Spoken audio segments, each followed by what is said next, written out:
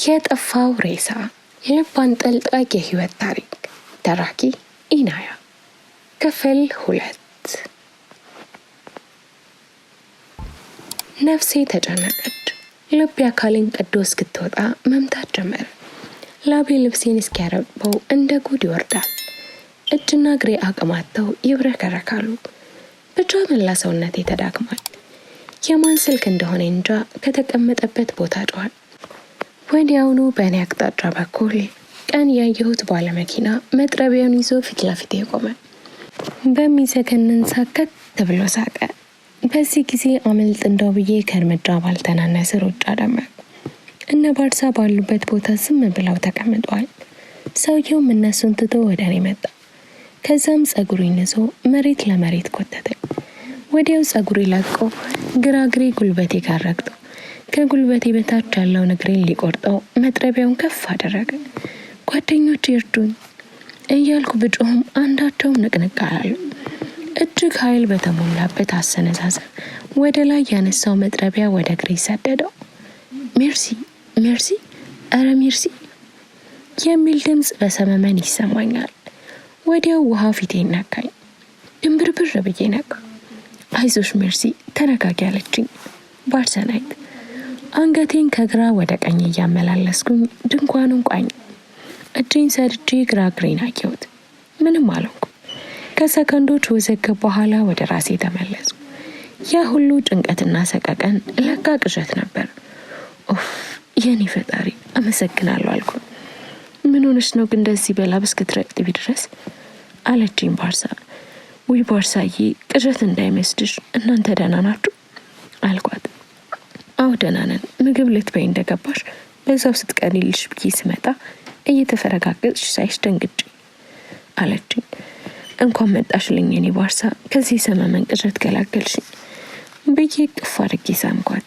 በቃ ተረጋጊና ተቀላቀኝ ብላኝ ከድንኳን ወጣች። የሚገርመው የምበላው ምግብ እንኳን አልደከደንኩትም። ጋደም ብዬ ስልኬን ስገረግር በዛው ተኝቻለሁ ለካ። አሁን ያ ሰውዬ ይበልጥ ያስፈራኝ ጀመር። ቅዝቃዜም ስለነበር ወፍር ያለ ሹራብ ለብሼ ከድንኳኔ ወጣ። ወንዶቹ እሳቱን እያቀጣጠሉት ነው። ሴቶቹ በፊናቸው የሚበላና የሚጠጣ እያዘጋጁ ነው። በእኔ ድንኳን ትይዩ ውሃ አጠገብ ድንጋይ ላይ ተቀመጬ ነይ ተቀላቀይን እንጂ ሜርሲ አለኝ ባባ። እሺ ባባ ትንሽ አረፍ ልበልና እመጣለሁ ብዬ እዛው ቁጭ አልኩኝና እሳቱ መንደድ ጀመረ። የስ አለ ጮክ ብሎ የቅድስት ጓደኛ። እሳቱ ሲነድ የጫካው ውበት የባሰ ደመቀ። ሰማዩ ጠቋቁሮ ነገን እየተጣራ ነው። ከዋክብት የነገውን ቀን እንኳን ደህና መጣህ የሚል አቀባበል ሊያደርጉ ይመስል በረድፍ ተሰድረዋል። ጨረቃም ግማሽ ቅርጿን ይዛ አብራቸው ውበት ፈርጦናለች። ከዚህ ቅዠት ሰመመን በኋላ ተፈጥሮ አረጋጋችኝ። ቃል ሳታወጣ አወራችኝ። አሁን ጥሩ ስሜት ላይ ነኝ። ወደ ጓደኞቼ ጋር ሄጄ ተቀላቀሉ። ወደ እሳቱ ጠጋ ብዬ እጄን እያስጠጋው መሞቅ ጀመርኩ። አሁን ሁሉም ሰላም ነው፣ ግን እና አባቢ ጋር አልደወልኩም። ምንም ማድረግ አልችልም። በአካባቢው ምንም አይነት የኔትወርክ ሽፋን የለም።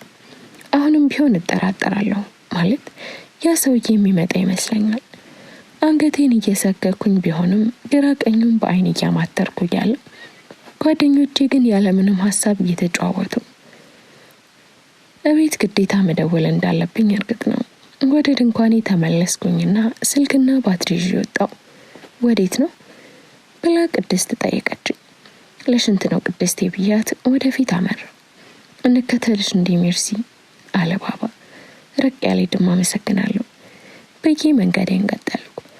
አቅጣጫዬን ወደ ጫካው በገባንበት መንገድ በኩል አድርጌ ግራ ቀኙን በባትሪ ብርሃን እየቃኘሁ ጉዞዬን ጀመርኩ። ትንሽ ከድንኳኑ ርቄ እንደተራመድኩ ከኋላዬ በኩል ከቀኝ ወደ ግራ የሆነ ነገር በነፋስ ፍጥነት እልፍ አለ። ወዲያው ዞሬ በሄደበት አቅጣጫ ባትሪውን አበራው፣ ግን ምንም የለም። ለሰከንዶች ጸጥ ብዬ ቆምኩ። ባትሪውንም አጠፋሁት። ሙሉ ጫካው ድቅድቅ ጨለማ ወርሶታል። ቀስ ብዬ በአንዱ እጄ መሬቱን ተደግፌ ቁጭ አልኩ። ጫካው ጸጥ ብሏል። ኮሽ የሚልም ነገር አይሰማም። በፍርሃት ላብ እያጠመቀኝ ነው። ከፊቴ ላይ የላብ ዘለላ ከጠሉ ላይ ሲወድቅ ይሰማኛል። ወደ ድንኳናችን ስመለከት የእሳቱ ነበልባል በጨረፍታ ይታየኛል። ሙሉ ትኩረቴን ሰብስቤ የሚፈጠረውን ነገር ብጠባበቅም ምንም ጠብ የሚል አልነበረም። ከተቀመጥኩበት ቀስ ብዬ ተነሳው። እግሬን ሳላንቀሳቀስ በአንገቴ ንቅናቄ ዙሪዬን አየሁኝ። የሚታይ ነገር ባይኖርም እንኳን አንዳች ነገር እንደሌለ ልብ ያረጋገጠልኝ። ከዛም ጉዞዬን ለመጀመር ባትሪውን ሳበራ ከፊት ለፊቴ ሙሉ በሙሉ ከእግር እስከ ራሱ ጥቁር በጥቁር ለብሰው ጀርባውን ለኔ ሰጥቶ አንድ ሰው ቆሞ አየሁ። የምሆነው የማረገው ጠፋኝ። ተርበተበትኩ። መጮህ እየፈለግኩ አልቻልኩም። መሮጥ እየፈለግኩ እግሬ ከዳኝ። ብቻ ባትሪውን እሱ ላይ አነጣጥሬ ዝም ብዬ ቆምኩ። ላቤ እንደ ጉድ ይወርዳል። ሰውነቴ ግሏል። አተነፋፈሴ ተቀይሯል። እንደውም መተንፈስ እየተሳነኝ ነው። ከፊት ለፊቴ የቆሙ ሰው አንገቱን ወደ እኔ ማዞር ጀመረ። በዚህ ጊዜ እግሮቼ ወደ ኋላ ማፈግፈግ ጀመሩ። ድንገት ከበስተኋላ የሳቅ ድምፅ ሰማሁ። በድንጋጤ ከመቅጽበት ዞርኩኝ፣ ግን ማንም አልነበረም። ፊቴን ወዲያውኑ ወደ ቅድሙ ሰው መለስኩ፣ ግን እሱም አልነበረም። አሁን ይህን ነው መፍራት። ያየኋቸውና የሰማኋቸው ከዓይኔ ይሸሻሉ። ጥንቃቄ በተሞላው አረማመድ ሀሳቤን ቀይሬ ወደ ድንኳኑ ማዝገብ ጀመርኩ። ዙሪዬን እየቃኙ መጓዝ ቀጠል። እኔ ከማበራው ባትሪ ውጪ ጫካው በድቅድቅ ጨለማ ተውጧል። እርምጄ ከመቆም አይተናነስም። በጣም ዝግ ያለ ነው። ውስጤ በጣም እየፈራ ነው። እዚህ ድቅድቅ ጨለማ ውስጥ ብቻዬን መጓዜ ለራሴም እየደነቀኝ ነው። የሚያግዘኝ አንዳች ልዩ ኃይል እንዳለ ይሰማኛል። ከራሴ ጋር እያወራው ጉዞዬን እየቀጠልኩኝ ሳለ ከበስተኋላ መሬት ላይ የሚንፏቀቅ የብረት ድምፅ ተሰማኝ። ወዲያው ዞርኩኝ፣ ግን ምንም አልነበረም። የሚከተለኝ ነገር እንዳለ ጀርባ ይነግረኛል። ጥላውም አካሌ ላይ ይከብደኛል፣ ግን ከዓይኔ ከመቅጽበት ይሰወራል። ይህ ነገር ከመንፈስ ጋር ጥብቅ ትስስር እንዳለ ይሰማኛል። ከጨለማው ጋር ተዋዶ ነፍስን የሚያስጨንቅ ክፉ መንፈስ ነው። ይህን ሀሳብ በውስጤ እያመላለስኩ ሳለ በድንገት ከጨገገው ሰማይ ላይ ፍክት ያለች ጨረቃ ወጣች። ሰዓቱ ወደ እኩለ ሌሊት እየተጓዘ ነው። የተከሰተው ነገር እጅግ አስደነቀኝ። ወዲያው የሰይጣን መልእክተኛ የሚባለው የወፍ ዘር ወይም ቁራ ከየት መጣ ሳይባል አጠገቤ ካለ ዛፍ ላይ ቆሞ በእኩለ ሌሊት መጮህ ጀመረ። ድምፁ እስከዛሬ ከሰማቸው ድምፆች ከበደኝ። መሬት ላይ ወደቅኩ። ጆሮዬንም በእጆቼ ይዤ እዛው መሬት ላይ ቀረው፣ ግን የቱንም ያህል ጆሮዬን ቢይዘውም ድምፁን ማቆም አልቻልኩም። ከመጠን አልፎ አዋከኝ። ልቤን አደከመው። አንዳች ኃይል ከሱ ጋር እንዳለ ያስታውቃል። ከድምፁ ባህል ብዙ የጣር ድምፆች ይሰማሉ። ወይኔ ኦኦ የሚሉ አይነት ድምፆች። አልፎ አልፎም ሳቅ ይቀላቀልበታል። እዛው በተኛውበት ለደቂቆች ቆየው። የቁራው ድምፅ የለም። ቁራውም ከዛፍ ላይ አይታይም። ጨረቃዋ ጠልቃለች። ጫካው ወደ ቅድሙ ድቅድቅ ጨለማነቱ ተመልሷል። የማየን ነገር ማመን አቅተኛል። ከተኛሁበት በእርጋታ ተነሳሁ። ቁራው ሲጮህ ደንግጬ ስወድቅ ባትሪውን ጥዬው ነበር። እሱም ለመፈለግ በእጆቼ መደባበስ ጀመርኩ። ላገኘው ግን አልቻልኩም። በጉልበቴ እያዳሁ መፈለጌን ቀጠልኩ። ከትንሽ ፍለጋ በኋላ በሁለቱም እጄ የሚያዝ ነገር አገኘሁ። በግራ እጄ ባትሪውን እንዳገኘው ተረድቻለሁ፣ ግን ቀኝ እጄ ላይ ያለውን ማስተዋል አልቻልኩም። ባትሪውን አብርቼ ስመለከት ሰዓት ያለበት የሰው እጅ ነበር። በድንጋጤ እሬቴን አቀለጥኩት። ወዲያውኑ እነ ባርሰናይት ሰሜን እየተጣሩ በመደናገጥ ስሜት ውስጥ ሆነው ወደ እኔ መጡ። ሜርሲ ሜርሲ እያሉ ደጋግመው ይጠራሉ። አንደበቴ ተሳስሯል።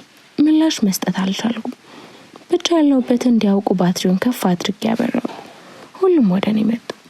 ምን ሆንሽ ሜርሲ ብላ ቅድስት ተንበርከካ ቅፍ አረገችኝ። ምንም ምላሽ አልሰጧትም። ብቻ የማልቆጣጠረው እንባ ከዓይኔ ይወርዳል። ባባም ግራ ቀኙን ከቃኘ በኋላ የሆንሽውን ተረጋግተሽ ንገሪኝ ሜርሲ አለኝ። ለሱ ምላሽ አልሰጠሁትም። ዝም ነበር ያልኩት። እንደሚመስለኝ የቅድሙ የቁራ ጩኸትና የጨረቋ ወገግታ ለእኔ ብቻ ነው የታየኝ፣ ግን የእጁ ለሁሉም ይታያል ብዬ አሰብኩ። ወደ አስጮኸኝ ነገር ባትሪን አበራው። ሁሉም ተደናገጡ። ትንሽ ከዚያ ባቡ እንራቅ አለ ባባ በእጆቼ እኔን ለማንሳት እየሞከረ።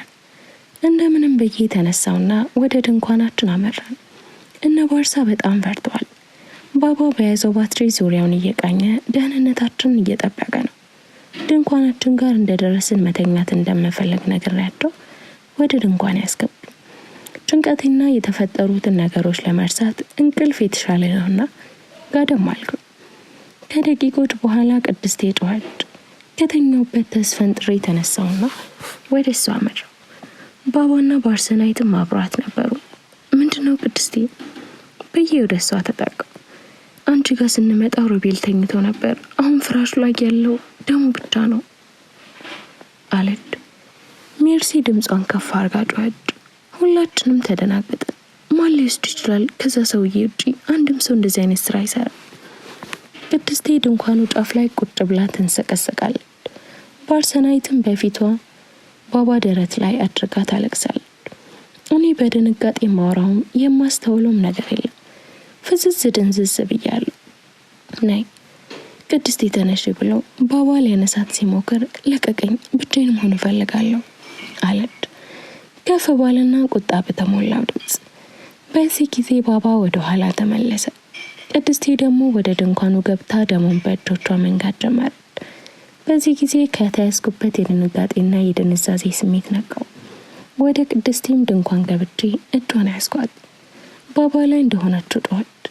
ልቀቂ አለች እየደጋገመች። እኔ ግን እንደ ባባ አልተውኳትም። መነጫጨቷንና ቁጣዋን ችዬ ቅፍ አድርጌ ወደ ራሴ ያስጠጋዋት። ተረጋጊ የኔ ውድ፣ አይዞሽ እያልኩ ለማረጋጋት ሙከራ ጀመርኩ። ግን አሁንም መወራጨቷንና እየጮኸች ማውራቷን አላቆመች። ለሩብ ደቂቆች ያህል ያለማቋረጥ ቀጠለች። እኔም ድምጿ የቱንም ያህል ቢከብደኝም እንዳቀፍኳት አለው። ድካም ተሰማት መሰለኝ። ድምጿ እየተስለመጥ መጣ። ረጋ ባለ ድምፅ እኔን ለማን ጥለኸኝ ነው የምትሄደው? ምን ነው ብትነግረኝ፣ ልሄድ ነው ብትለኝ እኔ አልሰማም ብያለሁ፣ ጨካኝ ነኝ እያለች ከራሷ ጋር ሰጣ ገባ ውስጥ ገባች። በዚህ ሁኔታ ውስጥ ብዙም ሳትቆይ እንቅልፍ አሸለባት። ወደ ድንኳኑ መውጫ ስመለከት ባባና ባርሳ በሚያቆረፍደው የሌሊት ብርድ ውስጥ ቆመዋል። ባባ ወደ እኔ እንዲመጣ ምልክት ሰጣት። ከዛም ጥንቃቄ በተሞላበት አያያዝ ለሁለት ተሸክመን ከድንኳኑ አወጣናትና እኔ ድንኳን ውስጥ አስተኛናት። እሷ ትተኛ፣ እኛ ደግሞ ሮቤልን እንፈልገው ሲል ባባ ባርሳ ሰምታ ኖሮ ምንድን ነው የምታወራው? ከእንግዲህ ተጣጥለን መንቀሳቀስ የለብንም፣ የማይሆን ሀሳብ ነው አለችው። ባርሳዬ እሱን ለመፈለግ ምንም አለማድረጋችን ስታውቅ ታዝንብናለች ብዬ እኮ ነው። ስለ እሱ ምንም ግድ እንደሌለን ነው የምታስበው። ከደረሰባት ነገር ጋር ተያይዞ የባስ ትጎዳለች። ከጎኗ እንዳለን እንድታውቅ ይህን ማድረግ አለብን አለ ባባ ሊያሳምን የሚችል ምክንያት በማቅረብ። ምንም ሊሆን ይችላል፣ እኔ አንተ በምትለው ነገር ፈጽሞ አልስማማም። ራሳችንን አደጋ ውስጥ በመክተት ነው እንዴ ከሷ ጋር እንድንሆን የምናሳየው? በዚህ ሁኔታ ውስጥ ድጋሚ አንዳችን ብንጠፋት በማለት ባርሰናይት የባባን ሀሳብ ተቃረነች።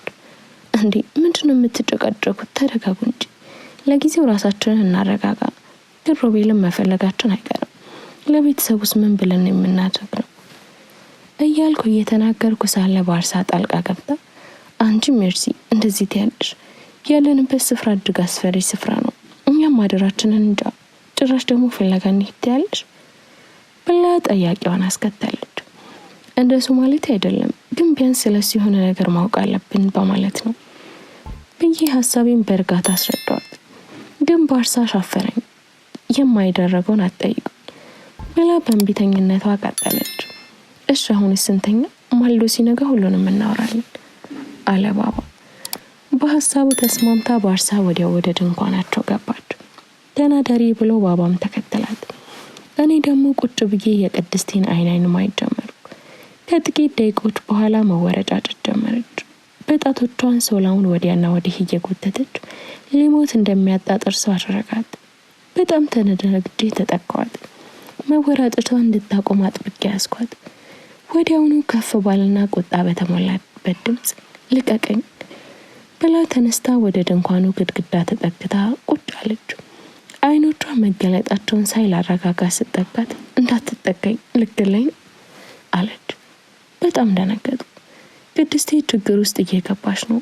የእሷን ጩኸት ሰምቶ ይመስለኛል ባባና ባርሰናይት ከውጭ ቆሙ። ምንድን ነው አሉ ድንጋጤ በተሞላበት ድምፅ። ከዛም ቀጠል አድርጎ ክፈችው ሜርሲ አለኝ ባባ ውስጥ ያለውን ነገር ለመመልከት። እኔም ከፈትኩላቸው። አንገታቸውን ወደ ውስጥ እያሰገጉ ምን እንደተፈጠረ እንደነግራቸው ጠየቁ። ቅዠት ነው መሰለኝ አላቅም፣ ድንገት ነው የጮኸችው ብዬ መለስኩላቸው። ቅድስቴ በጣም እያለቀሰች ነበር። በዚህ በሚገረፍ ውርጭ ሰዓት እሷ ግን ላበላም ሆናለች።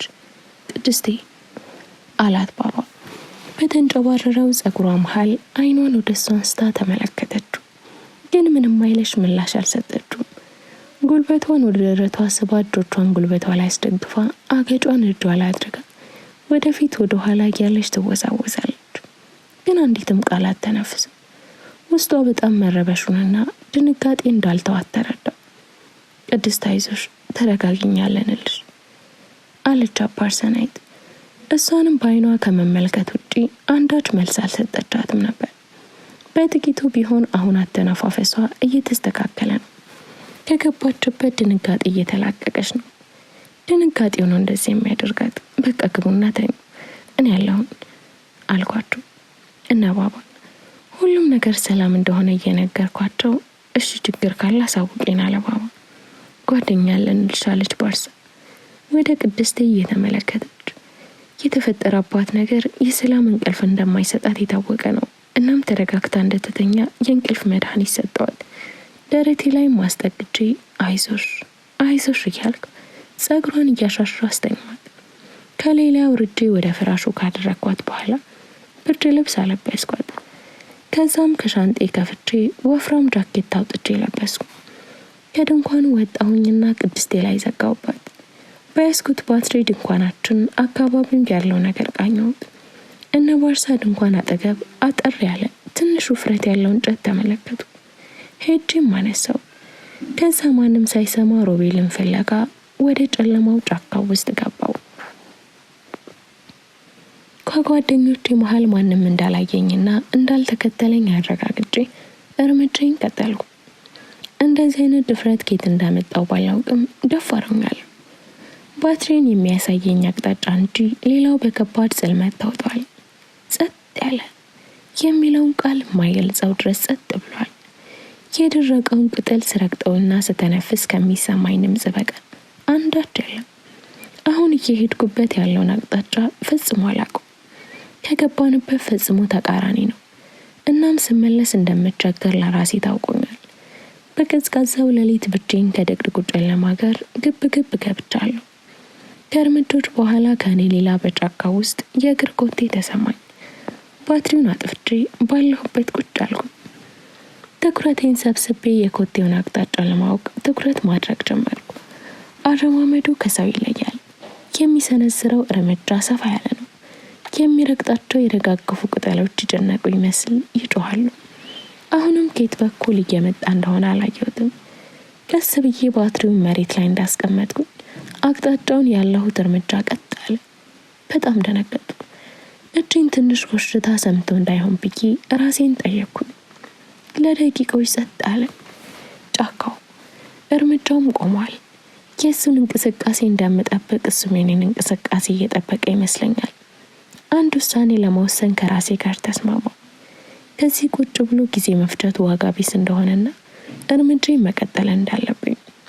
ከዛም ከተቀመጥኩበት ተነስቼ ባትሪውን አብርቼ ዙሪያዬን ቃኘሁ። አንዳች ነገር የለም። ከዛም እርምጃዬን ፈጠን አድርጌ ወደፊት ቀጠልኩ። ነገር ግን የሆነ ነገር አሁንም እርምጃዬን አስቆመኝ። ከኔ ሌላ አሁንም የኮቴ ድምጽ ይሰማኛል። ከቅድሙ የፈጠነ አረማመድ እየቀረበ መጣ። አሁን አቅጣጫውን ለይቼዋለሁ። ከፊት ለፊቴ ነው ወደ እኔ የሚገሰግሰው። ባትሪው ከኔ ጋር ቢቆይ አቅጣጫ ጠቋሚ እንደሆነና የሚከታተለኝም ነገር ብርሃኑን አይቶ እንደሆነ ገልጾ ሆኖልኛል። ከዛውም ባትሪውን ወደ ግራና አቅጣጫ ወርውሬ ከኔ በሱ ተቃራኒ ከአንድ ዛፍ ስር ተደበቅኩ። በሰከንዶች ልዩነት ሲከታተለኝ የነበረው ባትሪው ጋር ደረሰ። ከፊት ለፊቱም ብርሃኑ ላይ ቆመ። ረዘም ያለ ጥቁር ካፖርት ለብሷል። ቁመቱ ለግላጋ ይመስላል። ባትሪው ግማሽ አካሉ ላይ ስላረፈ ፊቱን ማየት አልቻልኩም። ይመስለኛል ከባትሪው ጀልባ የሆነ ሰው እንዳለ አስቧል። ለዛም ነው መሰለኝ ከፊት ለፊት ለማስፈራራት በሚመስል አረማመድ ከግራ ወደ ቀኝ ይንጎራደዳል። ከዛም ካፖርቱን ገለጥ አደረገና ረዘም ያለ የሚያንጸባርቅ ሰይፍ መሳይ ስለታወጣ ይህም ባየው ጊዜ በድንጋጤ ውስጥ ሆኜ አልኩኝ። ወዲያውኑ አፌን በእጆች ያዝኩኝ። እሱም አቅጣጫውን እኔ ወዳለሁበት አደረገ። ቀስ እያለም እየተራመደ መቅረብ ጀመረ። ከዛፉ በስተኋላ እኔም ቀስ ብዬ ተነሳው። እርምጃዬን ከሱ እርምጃ በኩል አድርጌ ወደ ኋላ መሸሽ ጀመርኩ። በድንገት እግሬ ውስጥ እሾህ መሰለኝ ተሰናቀረብኝ።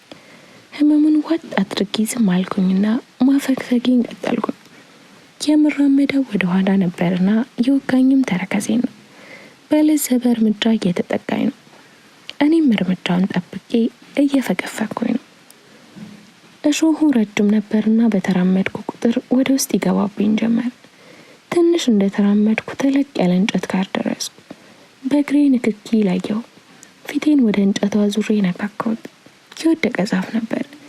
ቀስ ብዬ በላዩ ላይ አለፍኩና ከስሩ ተኛው። እርምጃዬንም ድምፄንም አጠፋው። ነገር ግን ህመሙን አልቻልኩት። ይከተለኝ የነበረው ነገር ድንገት ወደ ኋላ ተመለሰ። ግን ለምን እንደሆነ አልገባኝም። ከተኛሁበት ጥንቃቄ በተሞላ አነሳስ ቀና ብዬ መመልከት ጀመር። የሰውነት ማንነት ባላይም ትንሽ ከተጓዘ በኋላ ልክ እንደቀደሙ ባትሪውን ፊት ለፊት መንጎራደድ ጀመረ። ህመሜ ግን ከብርዱ ጋር ተደምሮ ስቄን አበዛው። በጫሜ ውስጥ የገባው እሾህ ለመንቀል ወሰንኩ።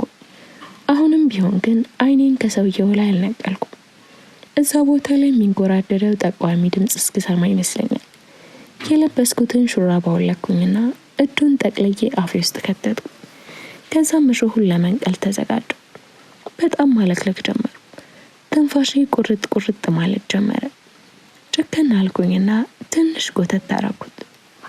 እጅግ በጣም ያማል። ቢሆንም ግን መውጣት ነበረበትና መጎተቴን ቀጠልኩ። እስከ ግማሽ ድረስ አወጣሁኝና ሹራቤን ካፌ ውስጥ አንስቼ ትንሽ ተነፈስኩ። ልቤ ጥፍት ብላለች። ወደ ሰውየው ተመለከቱ። አሁንም እዛው ይንጎራደዳል። ሹራቤ መልሼ አፌ ውስጥ ከተትኩኝና መንጎራደዴን ተያዝኩኝ። ሙሉ ለሙሉም ነቀልኩት። እንደ ነቀልኩትም ከተጋደሙ ዛፍ ስር ራሴን ጥዬ ተኛው። ሲወጣ የነበረው ህመም እጅግ ያማል። ትንሽ ደቂቃ ተኛሁና ራሴን አረጋጋው። ቀና ብዬ ሳይ ሰውየውም ባትሪውም የለም። በጣም ደነገጥኩ። የሆነ ነገር እያሰበ እንዳለ በውስጤ ይታወቀኛል። ከተደበቅኩበት ቦታ በእርጋታ ተነስቼ በፊት ወደ ነበርኩበት ስፍራ ተመለከስኩ። ተረከዜ አላስረግጥ ብሎ ያስነክሰኛል። በዛ ላይ ደሜ መቆም አልቻለም። ወዲያውኑ በሰከንድ ልዩነት ተደብቄ የነበርኩበት የወደቀ ዛፍ ጋር ባትሪው በራ። በዛው ቅጽበት መጥረቢያውም ተሰነዘረ። በዛ ቦታ በሆን ምን እንደመሆን አሰብኩት። በቦታው አለመኖሬን ሲመለከትና ሲያጠቅ በጣም ተበሳጭቶ ባትሪውን መሬት ወርውሮ ዛሬ ማንም አያመልጠኝም እያለ እየተውተረተረ ማውራት ጀመረ። እንደ አጋጣሚ የወደቀው ባትሪ ሙሉ ኮከብ በላይ እሱ ላይ ያበራበት ጀመር። ረዘም ያለ ኮፍያ ያለው ካፖርት ለብሷል። ነገር ግን ፊቱን ለመለየት ያዳግታል። ኮፍያው ግማሽ ፊቱ ድረስ ሸፍኖታል። ወዲያው የተደበቅኩበት ስፍራ ጋር ዝቅ ብሎ እጁን ወደ መሬት ሰንዝሮ ወደ አፍንጫው መለሰው። ይመስለኛል ደሜን እያሸተተ ነው። ከዛም ከመቅጽበት ተነስቶ ጸጥ ብሎ ቆመ። አፍንጫውንም እያንሰቃሰቀ ማነፍነፍ ጀመረ። በዚህ ሰዓት የሆነ መንገድ መጠቀም እንዳለብኝ ተረዳው። ከውስጥ የለበስኩትን ቦዲ ቀስ ብዬ አውልቄ መልሼ ጃኬቱን ለበስኩት። ተረከዜንም በቦዲው አሰርኩት። ሽቶ ስለነበረው የደሜን ሽታ ይሸፍንልኛል ብዬ በማሰብ ሰውየው አሁንም እያነፈነፈ ነው። ከዛም እርምጃ ጀመረ። እኔም ካለውበት ተነስቼ ወደ ሌላ መደበቂያ መሄድ ጀመርኩ። ባትሪው እዛው አሁን በሙሉ ጨለማው ውስጥ እኔና ሰውየው እየተሳደድን ነው። ድንገት እርምጃው ቆመ። እኔም እርምጃዬን አቆምኩ። ይመስለኛል ከሱ ሌላ የእግር ኮቴ እንዳለ ተረድቷል። እኔ ገብቶኛል። ነገር ግን መቆም እየተሳነኝ ነው። ምክንያቱም ደግሞ ሾህ በወጋው እግሬ ነው የቆምኩት። በጤነኛው እንዳልቀይር ሰውየው ኮሽታ እየጠበቀ ነው። እርምጃውን ካቆመ በጣም ቆየ። እግሬ መንቀጥቀጥ ጀመረ። እንደ አጋጣሚ አጠገቤ ዛፍ ነበርና እንዳልወድቅ በመዳፊ ተደገፍኩ። እርምጃው ጀመረ። ግን ቅድም ከነበረው ፍጥነት ጨምሯል። ቦዴ በደም ተጨማልቋል። የሽቶ ሽታ እንደጠፋ ይታወቀኛል። ሰውየውም ደም የሸቶት መሰለኝ። በፍጥነት እየመጣ ነው። እኔም እያነስከስኩ ፍጥነቴን ጨምሬ መሸሽ ጀመርኩ። በጣም እየቀረበኝ ከኔና ከሱ ሌላ ጫካ ውስጥ ኮቴ ተሰማ። ይህን ኮቴ እንደሰማ ይመስለኛል እሱ ባለበት ቆሟል። እኔ ግን ሽሽቴን ቀጥያለሁ። ወዲያውኑ የሚጮህ የእንስሳ ድምጽ ሰማው። ይመስለኛል ጥቃት ሲያደርስበት የጮህ። በዚህ ክፍተት መሀል እግሬ ላይ ያሰርኩት ቦዲ ፈትቼ ከምጓዝበት በተቃራኒ መንገድ ወረወርኩት። ከዛም ጉዜን ወደፊት አረኩ። ጸጥ ያለ ማቋረጥ ብዙ ተጓዝኩ። ነገር ግን ኮቴ አልተከተለኝም ነበር። የዛሬው ሌሊት የ3 ቀን ያህል ረዝሞብኛል። የእግሬን ህመም መቋቋም አልቻልኩም፣ ግን ቢሆንም አልቆምኩም ነበር። በዛው እሾህ በወጋኝ በኩል አንዳች ነገር እግሬ ውስጥ ተሰነቀረብኝ። ድምፄንም አውጥቼ ጮህኩኝ። ህመሙ ከቅድሙ እጅግ እጥፍ ነበር። አልቻልኩም። እግሬን ይዤ እየተንከባለልኩኝ ደግሜ ጮህኩኝ። አልቻልኩም። ከሾሁ የባሰ ስለት አለው። ውስጥ ድረስ እየተቆራረጠ ነው የገባው። የቱም የህመም ስሜት አይገልጸውም። ነፍሴ እግሬ ላይ ያለች ይመስል ትንፋሽ አጠረኝ። መላ አካላቴ መብረክረክ ጀመረ። የእግሬን ቅጥቃጤ ቃል አይገልጸውም። እየተንፏቀቅኩኝ ለመሄድ ግን አልቻልኩም። ከአንዱ ዛፍ ግር ተደገፍኩ። ነፍሴ ሳለች። የተወጋው እግሬን ወደ ራሴ ይዤ አንዱ እግሬ ጉልበት ላይ አኖርኩት። የተሰነቀረብኝ ነገር ስነካው እጅግ በጣም ያማል። ቀስ አድርጌ ወደ ነበረበት መለስኩ። ጎህ እየቀደደ ነው። እዚህ ጫካ ውስጥ ፀሐይ ካልወጣች ወገግታ ብቻ ብርሃን አይሰጠውም። ግን ፀሐይ ወጣች መሰለኝ። ውስጡ መታየት ጀምሯል። ሌላ ዓለም ያለው እስኪመስለኝ ድረስ ጨነቀኝ። ዙሪያ ገባኝ። ከግራ ወደ ቀኝ ቃኘው። ማንም አልነበረም። ፀሐይ አብዝታ ባታፈካው እስከሆነ ርቀት ድረስ ያለውን ነገር የምለይበት ብርሃን አለ። ማንም እንደሌለ ባስተዋልኩ ጊዜ ራሴን ለማረጋጋት ወሰንኩ። ከደቂቆች በኋላ ከተደገፍኩት ዛፍ ላይ ቅጠሎች መርገፍ ጀመሩ። ቀና ስል ክፍል 3 ይቀጥላል። ላይክ፣ ሼር፣ ሰብስክራይብ በማድረግ ለወዳጅ ዘመድ ያጋሩ።